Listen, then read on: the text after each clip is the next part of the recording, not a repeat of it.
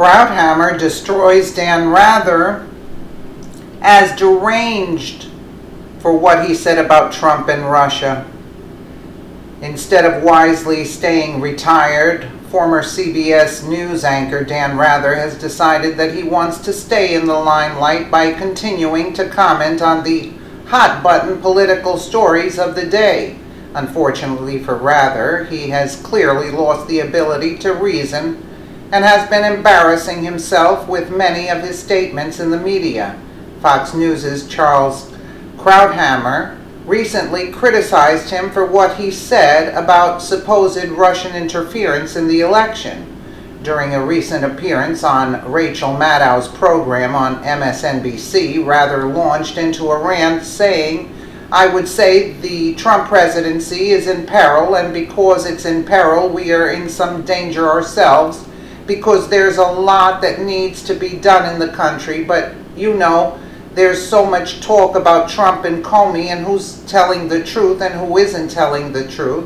I think it's really important for Americans to understand the big question, how this all started and how the direction where it should go is what did the Russians do?"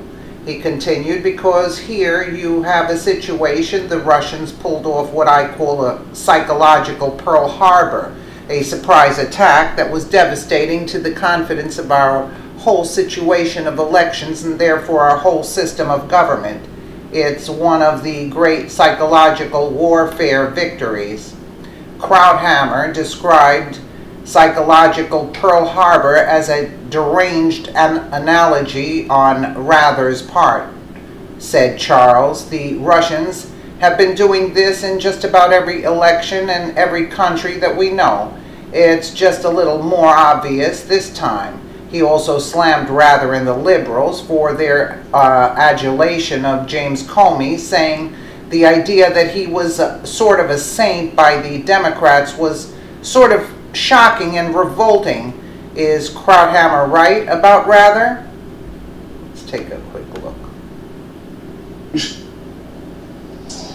Well, Pearl Harbor, of course, got us into World War II. Is it time for World War III? Because, remember, Russia hacked our democracy. Charles Krauthammer is a writer and columnist and a keen observer of the insanity now unfolding. Charles, when you look at Russia hacking our democracy, does Pearl Harbor come to mind? I think deranged analogy. I mean, it's like saying this is the worst scandal since Teapot Dome. Watergate is insignificant compared to it. Look, so far, and Lordy, I am not a Trump apologist. So far, that's true. I can vouch for that. I love the word Lordy. I mean, I'm going to adopt it for my own. I mean, so far, it starts with the charge the Russians have interfered in our election. In the Comey hearing, people got all incredibly sanctimonious about that. Comey said it's not a Republican issue, it's not a Democrat, it's an American issue, it's a threat to our democracy.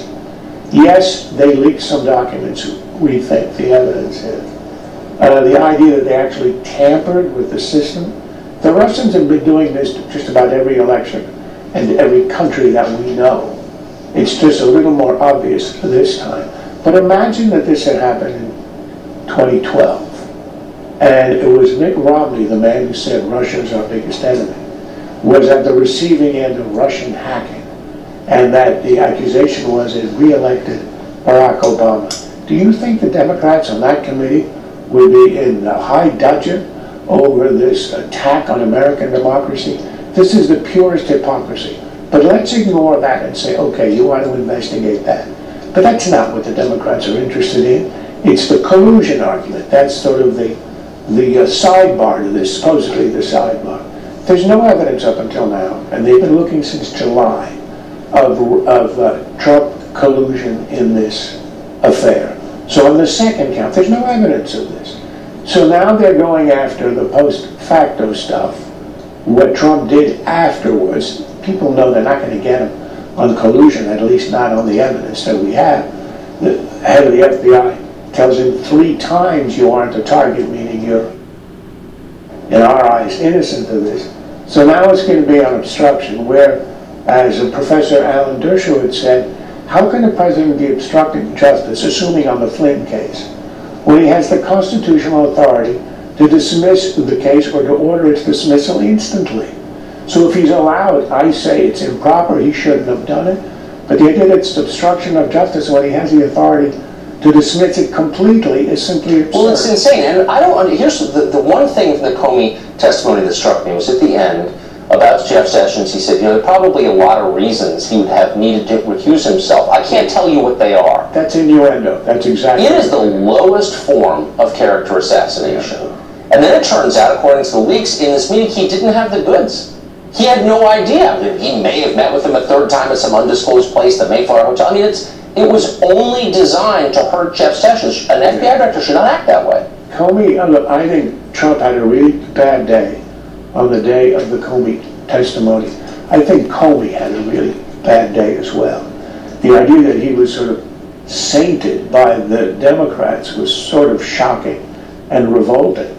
There's a guy who admitted to being cowardly in the face of instructions from Loretta Lynch, to being cowardly when supposedly he was being improperly influenced by the president, by not going to the authorities if he thought there was obstruction going on, instead putting it in a memo, sticking it in a box, and holding it as protection.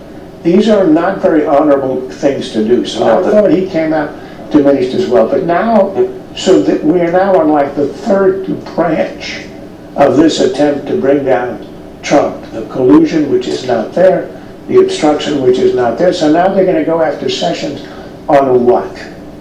What's the charge? It's not even clear that he like brushed shoulders with someone whose job it is to meet U.S. Senator. I mean, it's a witch hunt at this point. Absolutely. Absolutely. Let us know what you think in the comments below. And thank you so much for watching.